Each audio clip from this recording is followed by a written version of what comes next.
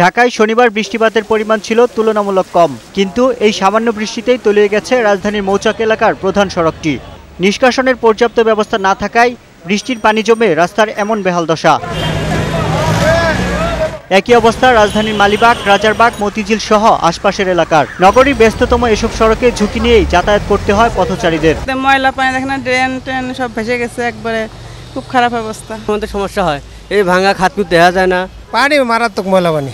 এখন কি করো, বাধ্য হয়ে হাঁটতে হয়েছে। জলাবদ্ধতার ভোগান্তির পাশাপাশি জমে থাকা পানি থেকে ছড়ায় দুর্গন্ধ, বাড়ে স্বাস্থ্য ঝুঁকি। এর মধ্যে আবার বৃষ্টি হলে সে ভোগান্তি বেড়ে যায় কয়েক গুণ। আর এমন বৃষ্টি আরও হবে বলে পূর্বাভাস দিয়েছে আবহাওয়া দপ্তর। সারা দেশেই এই মাসেও এরকম বৃষ্টি চলতে থাকবে। তবে সামনের দিকে যেটা হবে যে দক্ষিণাঞ্চলের দিকে হয়তো বৃষ্টি একটু সামান্য কমে যাবে। বৃষ্টি মানেই ভোগান্তি রাজধানীর এই বাসিন্দাদের। এ থেকে তাদের কবে মিলবে মুক্তি, এর উত্তর তারা কার কাছে পাবেন তাও জানেন না। ইউসুফ রানা, বৈশাখী নিউজ, ঢাকা।